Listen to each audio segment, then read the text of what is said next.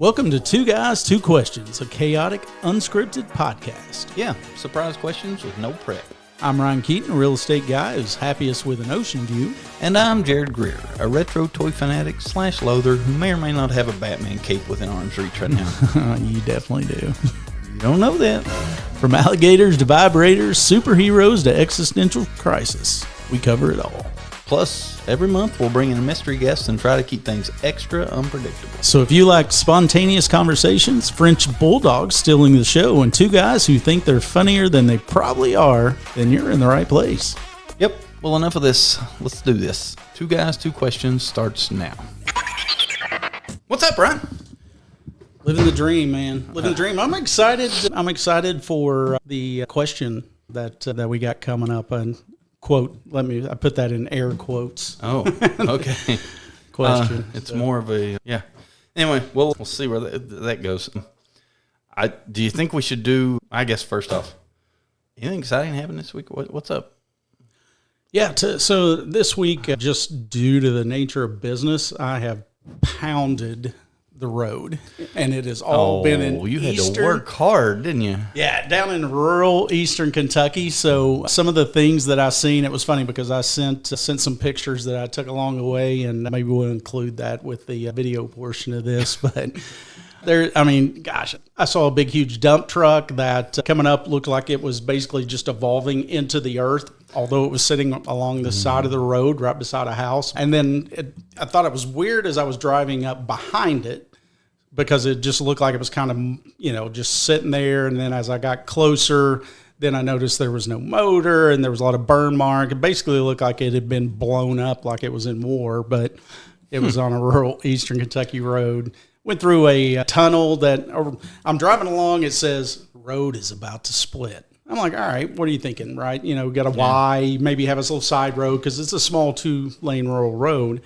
And then all of a sudden that split was essentially I drove into a mountain with a 1-lane tunnel that was complete darkness for about, maybe about 1/10 of a mile or something, or 1/4 of a mile. It was kind of wild. So is this like down in around Pike County, down in there? Or? Yeah, I was down in Pike County. Gosh, got over into like Harlan County. And I was in the bowels. Yeah. I went to Harlan, Kentucky one time to pick up a dog, and I swore I'd never go back there. But I have a few friends down that way. They're good people down there. And it just coincided with that, and I'd seen all those commercials or all those pictures and stuff, and then we were watching TV, and all of a sudden a commercial came up for a bar in Harlan. And did you ever watch Justified? No, but I'm well versed in this because I've had Walton Goggins at the show one time. So I got baptized in Justified, even though I never watched the show. Oh, it's a great show, but definitely don't put any Goggins unless on your noggins. I don't know if you saw that Super Bowl commercial with Goggins it was essentially some headphones, and he's, they basically calling him the Goggins on his noggin. The only part of the Super Bowl I watched was the halftime show. So yeah, that was the whole thing. Anyway. But so they, interestingly enough, just because of that was where it was set. I don't know how much they actually filmed there. I don't think it was filmed in Kentucky, but very little. But they have a bar that is essentially themed off of the show down in Harlan. So I didn't even know it was wet, but apparently it's wet, and it has a bar with a theme from I didn't know that either. Justified. Well, all right. Well, you were on the road and you saw some shit. Sounds like. Yeah, it was very interesting. It was a fun day. I mean, I don't mind doing drives like that. Definitely it tires you out more than you would expect whenever you do a long drive like that. But I just always take it as a fun opportunity to get to see some cool stuff. For one, it was right after the snow, so there was, some cool picturesque driving. Roads are rural, so you're driving slower and not as much traffic, so you get to kind of enjoy it. But then you also get to see some really weird things. There was a house. Actually, that's one of the pictures that I took through the trees, because there was a house that had about a 15 or 20 foot slide. So it was up higher than the roof of their house that went into a 3 foot above ground pool. So it was everything fantastic. Big fun. Yeah. Yeah, I don't know. The important part of this is, did you sell a house? Yes, did sell a house. Okay, well, that's all that matters. Well, my week has been Monday morning. I got up and took my nighttime medicine in the morning because I'd forgot, and it made me really dizzy. I ended up going back to bed, and that's had my days and nights fucked up all week. So I've been working till 3 or 4 in the morning for the last couple nights, and then sleeping half the damn day. So the fact that it was a nighttime medicine didn't pique up your interest to so maybe wait? No, it's not so much that. It's just that it's not necessarily a nighttime medicine, but it's my blood pressure pills, and I take those at night, and evidently it makes me very dizzy if I take them in the morning. And I guess you don't know that if you take it at night and go to bed. Yeah. So I just thought, well, I'm going to die if I don't take my blood pressure medicine. So I took it, and then I was fucked up all day. So, that's where we ended up. All right. So knowing this is the first time that I've been given any indication of what the question is going to be like today, but having some indication of that, do you want to do yours first or mine first?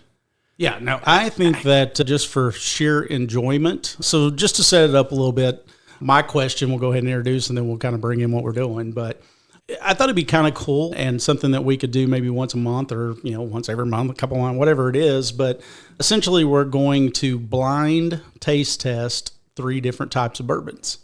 Mm-hmm. And I have done this kind of comically to try to add to our enjoyment. But both of you and I, we enjoy bourbon, and, we've had some really high quality bourbons, and, I'm sure in our day we've had the lowest of lows because that's what we can afford. But I got 3 bourbons at various price points. So I got the cheapest bourbon that I could possibly get, and then I got about a $40 bourbon and about a $90 bourbon. So for one, as we kind of talk through it, and, if someone's listening, it can give them some different price points. So it wasn't like outlandish cost, granted, a little bit higher than you can get some, but I thought it'd be kind of neat to go through, we'll blind taste test them and then rank them on what we think is the best and see if we have any clue on what we think we know. Yeah. I'm going to make a spreadsheet here, I think. Of course you are. Because I have a spreadsheet for everything. Spreadsheet for a blind taste test of bourbon. Yeah. So I guess we're going to have bourbon 1, 2, and 3. And then we're going to get Amanda to pour us a drink of. How do we want to do this? You want to have her bring them all 3 in and go from there, you think? Yeah, I think bring them all 3 in, and then maybe we can make some comments on each one as we go through about what we think, and then rank the 3 of them. And I'm just my question to you is, can you pick it, Mr. Fancy Pants? Because I remember coming to a party one time where you ripped out some ridiculously high-end bourbons. I mean, we drank a Pappy. Yeah. It was one of them that we drank. So I know you have some experience with it, so I just thought it'd be kind of funny to see if, where you land. Man, I hope you stump me because it'll make my daily drinker cheaper. Well, and just for the record, and for anybody that is wondering or cares, I did get all 3 of them are just straight whiskey bourbons, so I didn't get any flavors. I didn't get any double casks or anything like that for this particular, question that we're doing. And I got them all the same proof, so that way one wouldn't violate us by being like 100 proof or 115 proof. They're all, I believe, 90. Okay. Groovy. Yeah, I have to go to Lexington tomorrow. Is that for the con? Yeah, Friday morning at 7:30. I have to be down there to be on the WKYT on the news to talk about the convention. And then Saturday I have a reptile show, but I don't want to drive down there for early Friday morning, so I'm going to go down tomorrow afternoon. Spend the day, go hit some of the comic shops in Lexington. We give out free tickets to all the comic shops so they can encourage sales through their stores. Sweet. So we'll give them tickets, and as people spend a certain amount of money in their store, they get a free ticket to the show. And it's kind of a way we keep the local comic shops involved in what we're doing. Awesome, yeah. We incentivize them into saying good things about us. Sometimes you have to buy people to say good things about you, I guess. Good thing is, I think we're going to have plenty to say. This bourbon, and that'll be good. And for the record, I've already had 1 drink. I had 1 just to verify how much she should pour. Yeah, that was very kind of you to go that extra step. I'm 1 up on you already, but I guess you're at a disadvantage here because you have to drive home after this. Yeah, well, actually, I guess you could stay with me for a while if you wanted to. Yeah, so there's no chance this will get into the podcast, but I would not be driving if I had drinks. I've never. got somebody coming in. Oh, no, yeah. No, yeah, that'd be bad. But no, yeah, because in all honesty, I'm pretty anal about that. Yeah, well, that's good. All right, so we have, let's see, we have one glass with a big G on it, each. We have one glass with a little G and my name on it. And she's got one more coming. And we have one, calm the fuck down. Well, so, yeah, that's very clever. I didn't realize you were going to find a way to hijack my question and to essentially just promote yourself with your G's and your Greers on here. Absolutely, brother. No point in not merchandising here. I'll have those glasses available in a Shopify store by the time we're famous. Yeah. All right. So how are we doing this? Well, I just figure that we essentially should just start with, let's start with black G, little G, calm the fuck down will be the final one. Black G, little G, calm the fuck down. Okay. So we're going to do this one. Yeah.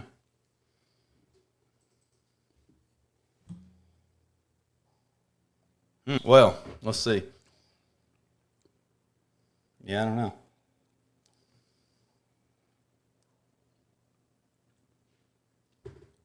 So what are you thinking? You want to comment on that one? Or yeah, sure. That's from my perspective, a fairly drinkable bourbon. It's a little hot at the end. It's getting a little hot now. But, it's drinkable. I didn't shudder when I drank it. I'd say overall, it's something I could drink on the regular. Yep. That's, to me, that I'm interested to see where that lands in the scope. Yeah, me too. I would say that was a pretty smooth bourbon. I agree. It's got some burn on the backside of it. Yeah. I did not feel any burn going down or that, we've all had that cheap bourbon probably from time to time, or you get the bourbon that's a little hotter than you're expecting, and you're like, you get the, I call it the cheap bourbon shudder. Yeah. That thing. Did not get any of that. So I'm interested. I think there's some high hopes for OG down there. And I advise you do the same. A little cleanse of the palate. Rinse my mouth out a little bit here. That's what the old Dr. Pepper's for. Yeah, this is an interesting experiment. Nobody's ever really put me to the test like this before. And I really think you were just looking for an excuse to have a drink. Yes. But, okay. And I have 3 new bottles of bourbon. Yeah, I get fair enough. Hey, tax write-off. Yeah. All right. Well, are we speed running through these? Are we talking about them? What are we doing? Let's kind of talk about them a little bit. I think or we can go through them. I mean, it's... All right. Since this was my question, I'll tell you, from my perspective, I normally drink just off-the-shelf Buffalo Trace. It's $36 or $7 a fifth. That's I don't daily drink anymore because I try to watch that pretty close. But if I was a daily drinker, if I go to a restaurant and have a steak and get a bourbon, it's a Buffalo Trace. Bang for the buck, that's the best thing on the shelves in a liquor store every day for me. So that's what it would be. And whatever that was, I put that in the same realm. If that's the $90 bourbon, it's overpriced. If that's the middle of the road bourbon, it's right on. And if that's the cheap bourbon, I probably have a new daily drink because I'm all about saving money if I can. Anyway, but I find that interesting anytime whenever it comes to bourbon, because like I said, and this may be sacrilege I'm getting ready to say, but I remember whenever you threw out the brought out the bourbons at, that party, that cookout type thing we had, and pulled out Pappy. Yeah. And I was pumped. I was excited. I mean, and it was like a 12-year or something. It wasn't like, it was a good bottle. Yeah. And, everybody's just like, oh my God, Pappy. Got to have Pappy. Mm-hmm. I was not impressed. There was, I as well, I'm not I'm daily drinker, but, do have drinks probably once or twice a week, and I like a bourbon. And I'm going to go with something typically for the most part in the $30 to $40, like an Angel's Envy or a small batch, something to that effect that kind of fits right in there.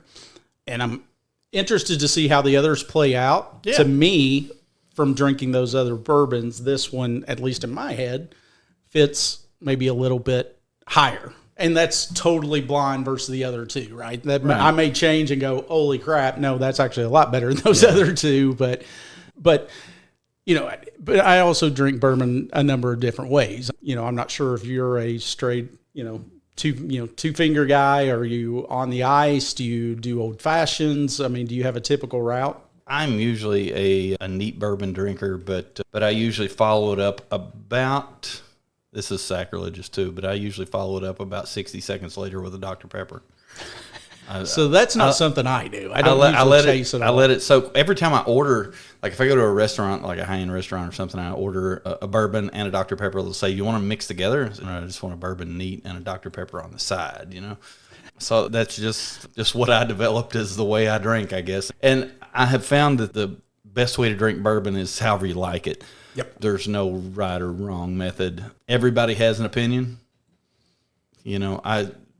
Matter of fact, 5 or 6 years ago, I probably wouldn't have drank bourbon. I just wasn't a bourbon drinker. I think your palate has to dull enough to, I don't know, most people would say that's sacrilegious, but I'm not the kind of guy that can pick out, well, there's notes of maple and cherry in there. Yeah. Whatever. I've come to know just by reading bourbon reviews, I like things that are heavily oaked, because if I had to tell you 3 bourbons that I like, and you went and read reviews on them, they'll say they're heavily oak tasting or whatever. And I think most people don't appreciate that, but it seems like I do. So whatever, it is what it is. I enjoy a bourbon with a steak. If I can't sleep at night, sometimes I'll drink a bourbon. I got to where I was having one halfway regularly, and I tried to cut that back just because I had 2 grandfathers that were both daily drinkers, and I don't want to turn into that, on any level. I'm not saying that they weren't perfectly good at being my grandfather, but that's not something I'm looking forward to having in my life, is needing to have a drink every day. So it is what it is. Yeah. So bourbon, I am typically one of 2 ways the way that I would like to drink it, and it's usually I want it on the rocks, or not the rocks. I'll usually want it on like an ice ball or something like that. So I'm not just pouring ice and drinking water, but so either an ice ball straight up or an old fashioned. I love a good old fashioned that's made correct. So, I typically, that's what I'll do a lot of times at home is, I'll go with that. Shout out to my to my daughter. She used to work at a bar while she was in college, and her old fashions are amazing. She makes her own homemade simple syrup and does the orange rind. So basically does it up right. So. Side note, we went to Wisconsin a couple of years ago, and up there they have a lot of, they call them supper clubs or dinner clubs. Anyway, they make old fashions up there with brandy, and I really enjoyed that. They're seem to be a little sweeter. Definitely like that. Lots of orange peel. Okay, which one of these are we doing now? Well, let's move on to the. Let me go ahead and cleanse because I snuck in a little extra sip of the Big G. Ah, okay. So overall, high praise, it seems like, or pretty decent praise for the Big G. Yeah. So we'll go move on to the little G. We're going to move on to this thing.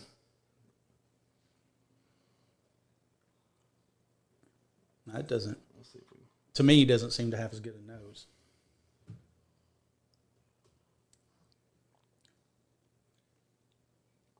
That one's way hotter to me. Yeah, I don't like that one. Doesn't have the heat on the back end of it like the first one did, I don't think. But it seems like it seems to coat your tongue and stick around. Yeah.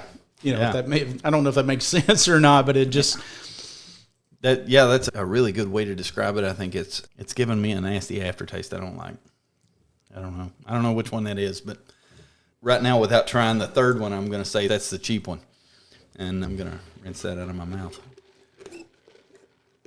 So, to get back to I'm always amazed at those people that can drink like this or drink wine, or, sometimes it's a little bit more obvious with wine, depending, but the ones that's like, oh, I'm getting a little hint of vanilla, and I taste the paprika on the backside of that. But I just that kind of stuff impresses me, that somebody has got that refined of a palate that can pull out apricots that are, it comes in late, and it's the third hit, but God, I like that apricot. Yeah. There's all kinds of comical videos of people on YouTube taste testing bourbons and wines and just a little bit of everything and doing just that.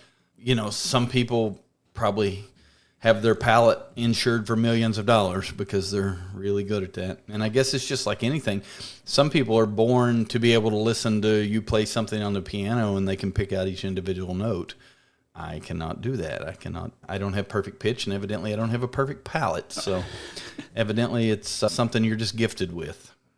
Now, I will say with this one, the second one that we just had, it was definitely considerably down below the first one, at least in my head.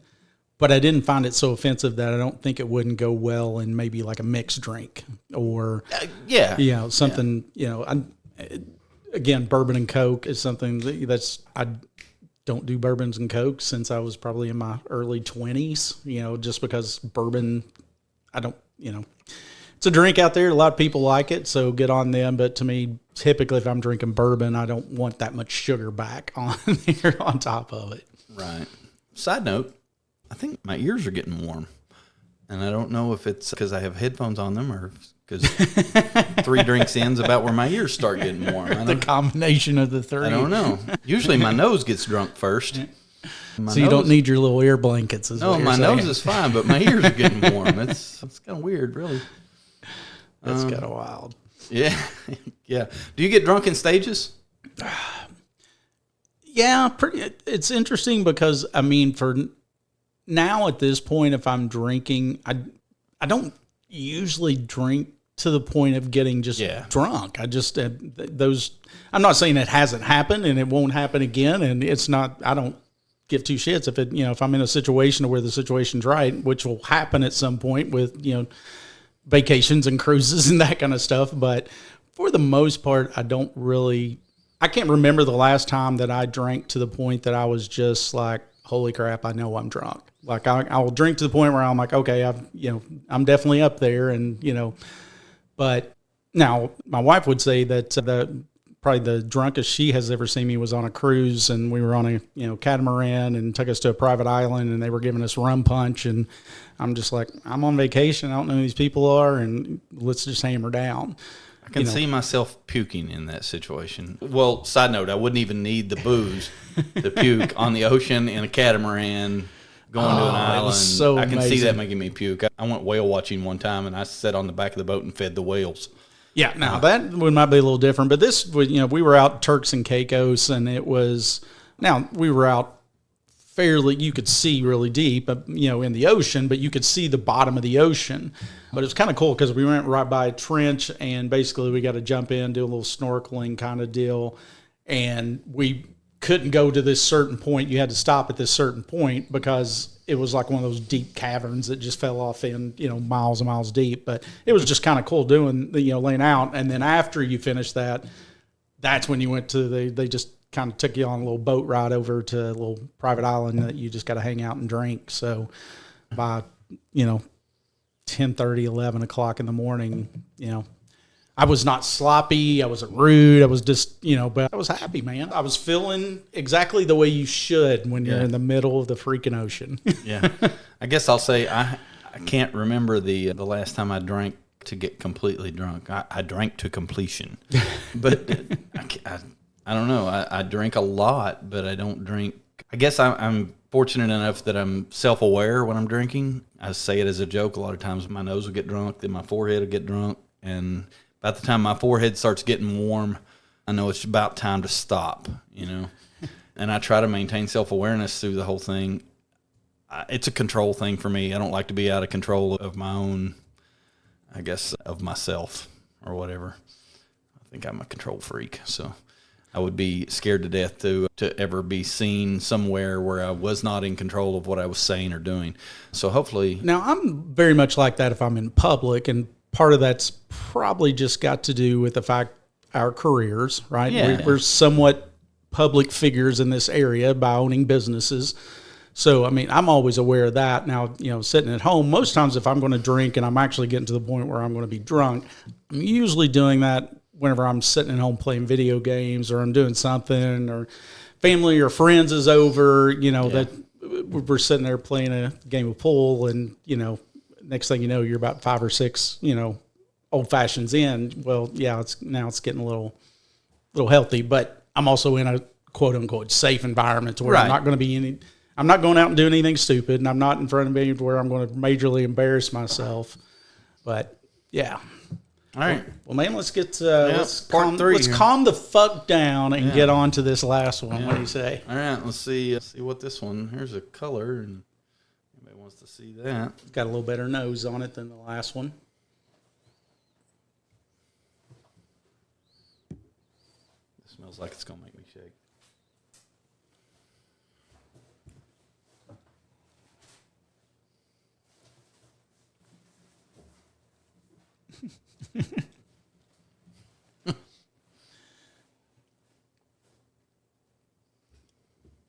Interesting. So where's your head at initially with this one?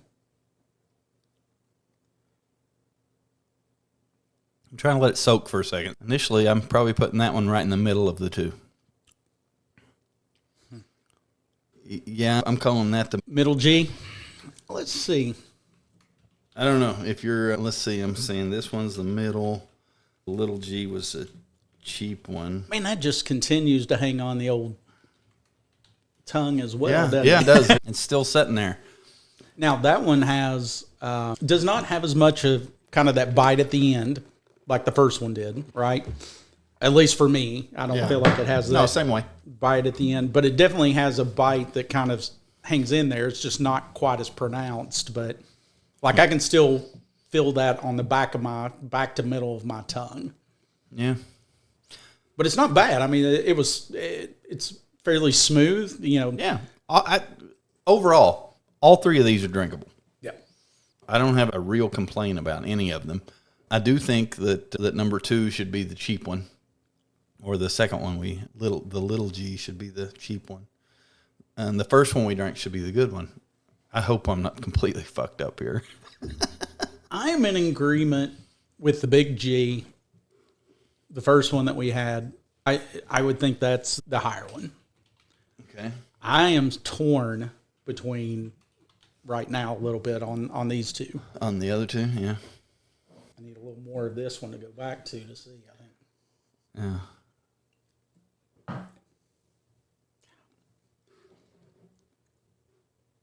It's a tough thing here. Man, I thought I would be really good at this. I thought I could tell you exactly which one was which. I guess what I'll tell you is the cheap bottle you got is completely, because all 3 of these are completely drinkable. I don't know. Yeah, it's funny because, for at least in the scope of things, one of these is going to be $10 and the other one is about 90 or 95. Yeah. So that's the difference between the two. And then if we both fuck up the good one, well, it'd be good enough. That'll be really good info then, right? That is like, all right. And I just buy the cheapest shit that I can find. Somebody on the internet is going to hammer us for this. I love it. Yeah, bring it. Bring it. Somebody's going to think we're complete idiots here. And we are. We are. I'll go as far, and this is Ryan speaking, this is Jarrod, he can chime in if he wants. I would go as far as to say that if the first one that we drank is not the higher end, I will be shocked. Yeah. The other 2, absolutely. I would go, oh, that's a little bit surprising, but I'm not going to be shocked. But all right, how you ranking them? I am going to, I guess I'm going to go with the same. I think it's very close. Yeah. But I think that I probably would put little G or the second one as the cheap one. Yeah. So we're in agreement. Yeah, we are in agreement. Let's see if we're right. Okay, we're about to find this out. Yep. So what we're doing right now is basically getting the results from our blind. Okay, so the big G. Are you fucking kidding me right now? The big G was the cheap ass one. Really? That is amazing. The little G was the middle one, and the last one was the good one. So we were, or at least me, I was completely fucking backwards. That is insane. Completely fucking backwards. Okay, so this first one, the Big G one. Wonderful podcast material. Yes, we're fucking that we're wrong. Fucking stupid is what we are. So these two, that doesn't baffle me as much. The last one, because like I said, I think I easily could have put the third one as number 2. As the middle. But who would have took the $10 one for the first one? That is amazing. Yeah. So, I mean, if anybody, so I guess this is an advertisement for, what's it called? Benchmark? It's like Benchmark 8 year. So we'll have those on our description. We'll need them to pay us for this. We will definitely ask Benchmark to pay us for this podcast material because we just put them up against Jefferson's Ocean, I guess, and they won. Well, so now I will tell you the funny thing is that, just to add this in here and then we'll kind of move on to your question, is that we did this entirely blind. Yeah. But that said, both of us at some point, months, years, whatever ago, has had the Oceans. Yeah. And liked it. Yeah. Oh, I didn't. Or at least I liked it. I can't speak for you because we didn't do it together. No, but I think we both said that they were all three very drinkable. Yep. Yeah. So, hey, you know what? Kudos for Benchmark, or whatever it's called. You know, Basil Hayden was the middle bourbon. I'm not a Basil Hayden fan anyway. I tried it one time 3 years ago and went, I don't really care for that, but whatever. Well, it's funny because what is the, as a matter of fact, I think that's what you ended up taking a drink of prior, was the one with the little horse. Who is that again? Oh, Blanton's. Blanton's. I'm not a fan of Blanton's. Yeah. And, a lot of people love that one with the little idyllic horse, that sits on top of it, but it's not been my jam. Yeah. But this was a surprise, man. This was a kind of a cool little turn. I find it incredibly comical that we were both just loving on it. Before we even went to the next two, we're like, oh, give me that. Yeah. That's some interesting shit right there. I don't know. I'll probably go buy a fifth of that. Be honest. I might end up replacing the Buffalo Trace. I doubt it. I don't know. I got enough Buffalo Trace to last me through a zombie apocalypse right now anyway. So, well, I think the comical thing is that somehow, some way, both of us, I know us, are going to figure out a way in our head that whatever thing that we have before we got onto this, we're like, oh, well, if I put it up against my favorite, we'd have never known. So stay tuned, kids, because that just may be coming up in future episodes to where we take another shitty one, or we take this cheap one, we blind it again against our favorites and see which one comes out ahead. So well, I guarantee you I will have some bourbon in a Pappy Van Winkle bottle to give to all the celebrities at the Comic-Con this year. Some bourbon. Yeah. It's a thing. Everybody comes to Kentucky. They want to come to Kentucky and drink bourbon, and we have all these celebrities at the convention every year. And the one thing they want to do while they're here is, can you get me a bottle of good bourbon? Say, well, I don't know if I can get you a bottle, but I can get you a drink of good bourbon or whatever if you want. And then towards the end of the show on Sunday, I'll have everybody hammered. Well, I think the thing is, though, it's funny you say that, right? Because we just had a big meeting in Louisville a couple weeks ago, and we had 2 or 3 big speakers that came in, and where I was part of the committee and kind of chair of helping run this, so we were helping take care of these people, after the fact and before and all that good stuff. And all of them exactly the same thing. It's like, ooh, how do I get a good bourbon? And you ask them, okay, well, what do you think a good bourbon is? So and I always find bourbon is very much almost like when somebody's looking for a house or looking for anything else, is that you have to kind of dig in a little bit, because everybody's perceptions of bourbon, you got your diehards, hell, there's somewhere out there's somebody that thinks that Jim Beam is the shit.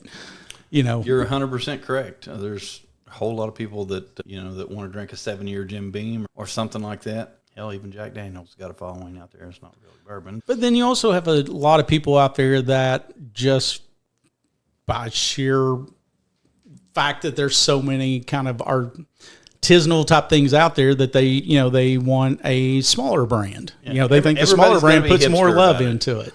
So yeah, it is a very hipster beverage for sure. Yeah, that and craft beer. So anyway, I guess moving on. Well, you told me this week somewhere along the lines that I guess my questions aren't very thoughtful. Get your shit together. Yeah, get my shit together. Now you were just and they're not. No, they're not. They're not very thoughtful. Most of them I haven't put a ton of thought in. I don't know. It's just kind of whatever comes to my mind. But I thought about this all day today. This is a very loaded question, I guess, but I think it'll make for good conversation. What is the single most consequential decision you've ever made in your life to get you where you are today? And before you take the easy route and say, taking my realtor's license or getting my realtor's license or whatever. I mean, it could have been not putting a rubber on when you had sex one time and having a kid. There's a whole lot of consequential decisions to be made here. Oh, yeah. Let me start off with this because there's two that jump to mind. The first one, career-wise, would be whenever I jumped to the company that I'm with now. And that's because at the time, whenever I jumped to this company, they had like 5,000 nationwide agents. There was 15 in Kentucky. I had my license at that point for like 6 months. So I'm green. This company had been around since 2007, probably 7 or 8 years. So it'd been around for a while. But was a very novel concept at the time. They're kind of the OGs with no brick and mortars, and you kind of work from home, but you have a broker. But it was everything was basically online. The reality of the way life works and the way people buy houses. This company was way ahead of that. The company I'm with now is way ahead of that. But it was a huge leap of faith. I had no support. I had a broker, so I had some support, but there was nobody locally doing it. There was every single every single company that's in our local area was one of the old school bricks and mortar or a really old school brokerage that had been around for years, well established. So essentially I was going out truly on my own. Yeah. And I had a broker that was based in Louisville that I could call and get stuff, but that was it. That was the closest person to me in regards to having any type of support. So but the results of that, because of just kind of the concept, the way I think about things, and the fact that it's like, what? I realized very early on, it's my business to build. Yeah. There's not a damn broker out there or brokerage or agency or something that's going to help you build your business. You're going to have to build your own business. And hopefully you align with some people that's going to give you support. So that was huge. It was very scary, but I was like, you know what? If I'm going to go down, I'm going to go down swinging, and I'm going to put myself in a position. Yeah, it was a better situation financially with the way that they did splits and the way that they, provided stuff. But 100% of zero is still zero, right? So It didn't matter if I didn't end up selling. So that business-wise was probably one of the most consequential things because it set me off on an amazingly different trajectory than I probably could have even thought of, with educational opportunities and coaching and the amount of people that I've met, the opportunities to speak on national stages and stuff like that I would not have had the opportunity with one of the other avenues that I was at the time. So big risk, luckily ended up big reward. But, I think we talked about this at some point. I don't believe in luck. Yeah. I believe you put yourself in situations to have lucky things happen to you. But it's, one of my favorite quotes that I came up with was, luck is no more determinant of success as circumstance a factor of failure. You can't be a victim to shit that goes wrong. You can't be a victim of circumstance, because when it's all said and done, life's going on. Yeah, that's crappy, that thing that happened to you or it didn't work out, but how are you going to bounce back and how do you do that? And I feel like you have to put yourself in positions to be lucky.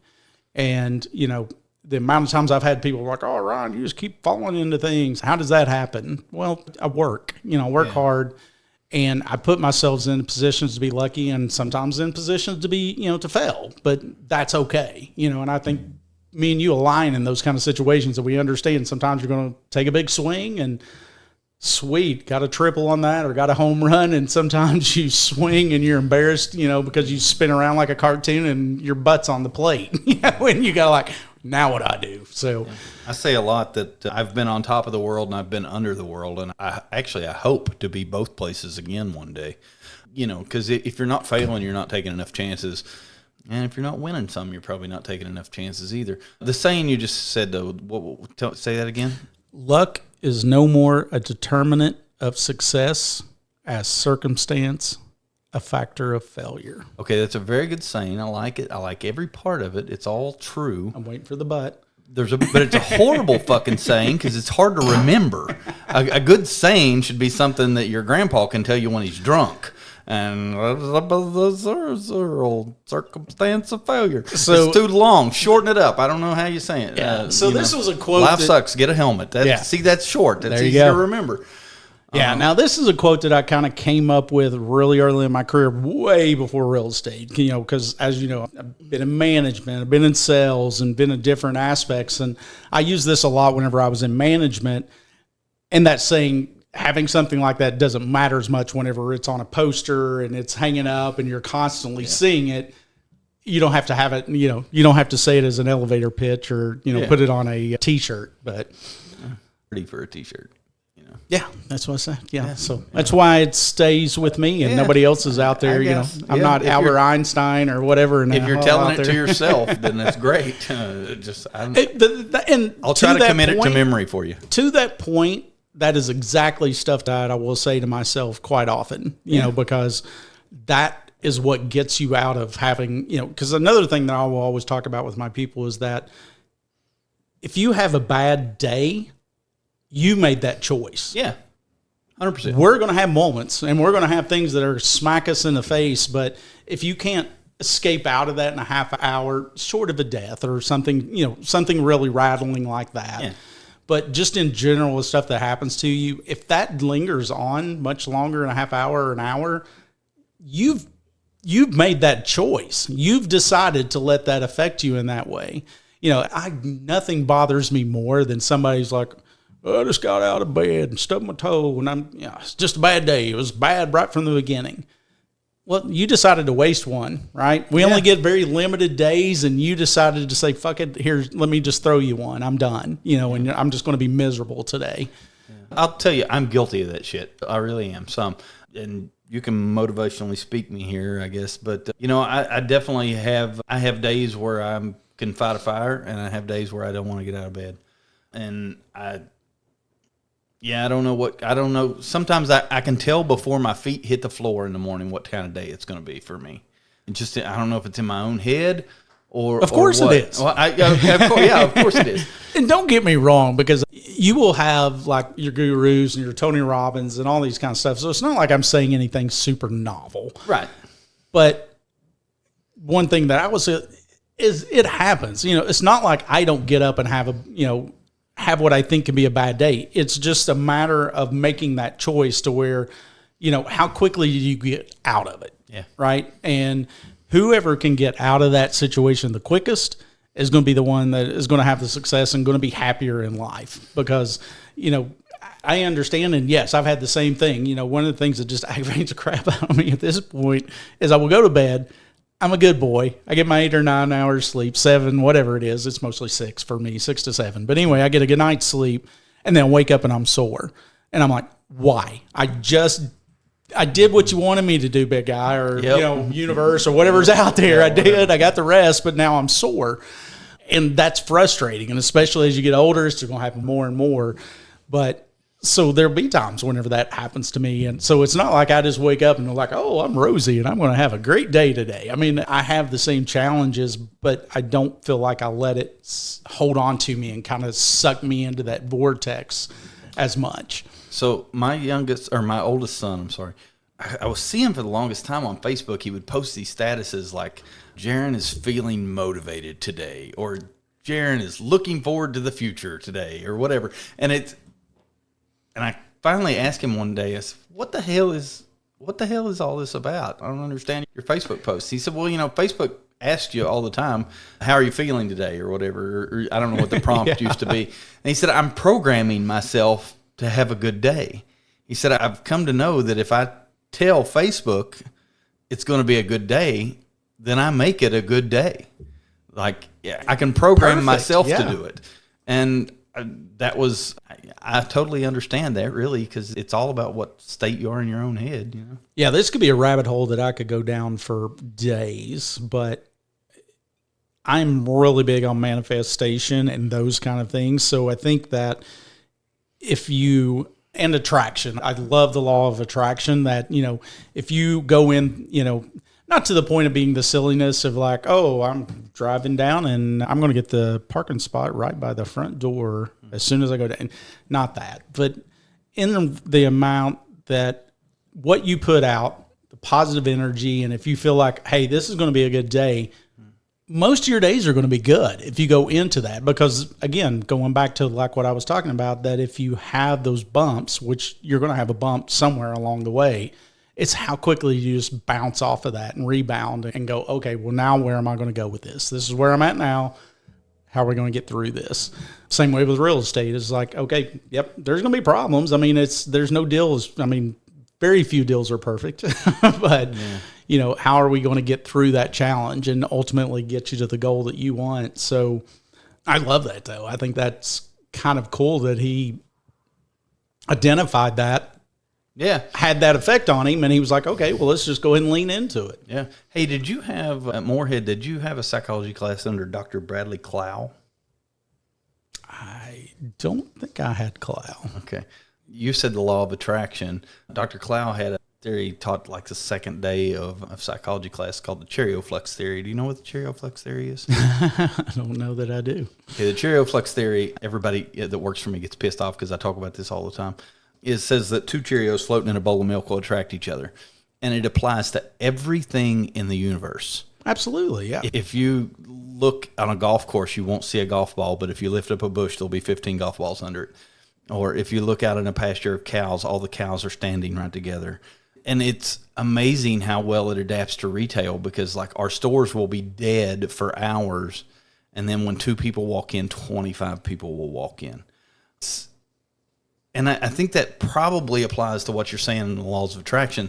100%. Good things attract good things, Yes, and bad things. Good people attract good people. And bad things attract bad things. Yeah. And I think that, there's probably some level of that, this is something that we could probably spend a whole multiple podcasts part on. But, I think if you look at people that are, economically challenged, or people that have had generations of things going bad, I think there's a reason that a multimillionaire breeds another multimillionaire. Some of that's got to do with the cash. But, if you look at Bill Gates, I was just listening to him, matter of fact, today while I was out driving. And, he is taking 95% of his wealth, and he's got 250 other billionaires that are going along with him, just like Warren Buffett is one of those, that is taking 95% of their wealth, and it is going to charity, or it's going towards events to better the world. Yeah. Which means that his kids, albeit a sizable, as he said it, he's like, don't, get it confused. That 5% is going to be a healthy sum for those kids. Yeah. But 95% of his worth is going to be going. So, you're looking at, for every $1 billion that he owns, 950 million of that he's going to charity, and 50 million would go to his kids. It'll be split up. Yeah. So, but I wholeheartedly believe there's a good chance the majority of those kids are going to end up doing something good, or somehow turning that into more. Same way with people that are poor, right? And I think that has to do with that attraction, and where there's energy, more energy is drawn to it, so exactly like you're saying that. So, but I think that same way with positive, and same way with success, the more that you kind of lean into that and you put positive energy and you think, I'm going to accomplish this, that's the reason goals are so important. We're going on a million different rabbit holes here, but I mean, that's the reason we go so far into goals, is because if you have to set a goal, you can envision that goal. And if you actually see yourself in that goal, it kind of talks to, one of the theories about the way visualization works for people that are, regardless of the topic, is that, it used to be this like, oh, we're hardwired in our brain and there's a code. And it's like, oh, if someone tells you that, oh, I just walked in the woods. Well, there's a good theory out there that basically says that whenever someone says, I was walking in the woods, you instantly picture yourself in the woods. You see the trees, you hear the crumpling of the leaves. You don't say that out loud, but you're like, okay, I know what you're talking about. Right. I know what that sense is. Yeah, you know what that is. And therefore, that's the way that we kind of process things. So the same way whenever it comes to goals or it comes to accomplishing things or something you want to do, you need to visualize it. And the more you visualize it and believe it, then the more opportunity that you're going to have to actually get that to kind of come your way. And I 100% have seen that throughout my life in regards to, I think we talked about at one point whenever, I won Realtor of the Year, my second year of having my license. And they asked me that second year, they were like, oh, we'd like for you to be on the awards committee, so that way I'd be helping choose everything. And I'm like, I appreciate the opportunity, but I actually plan on going out and winning this award. Yeah. Everybody laughed at me. Like, seriously, dude, you've been in the market, you've been in real estate for 2 years or a year and a half or whatever it was, except for one guy in there that was one of the original founding members. He was probably like, 70 years old or something like that. He was like, I'm going to go ahead and believe that guy the way he said it. Yeah. And I did. Yeah, I went out and won it. He was convinced. And it was speaking it into his existence. Nothing was going to stop me from doing it, and I was willing to work for it. But, yeah, so I guess that was a really long answer with a lot of side tangents on your question. It is what it is. There's no right or wrong answer for any of these. And I think all these questions are only designed to get us to talk about things. Our rabbit holes are sometimes deep, and you sometimes need a flashlight. But, we'll talk them out. Sometimes they'll be better than others. Sometimes they'll be more interesting than other times. Anyway, you got anything else, Ryan? No, the only thing that I would add is that, as more and more of these episodes drop, I think this will probably be third or fourth or something.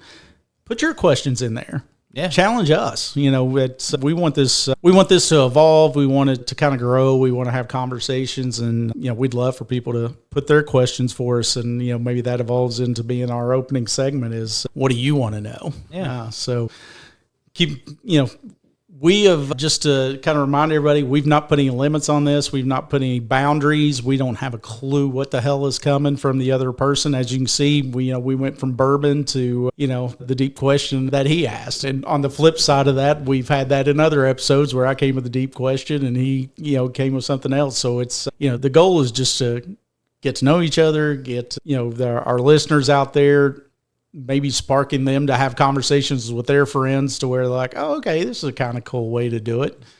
But yeah, man, it's a good episode. I like starting with the bourbon. That was a good way to go. And maybe we should just have a drink every show. What's funny, I don't know if you heard me earlier, but it's funny. I was daydreaming a little bit.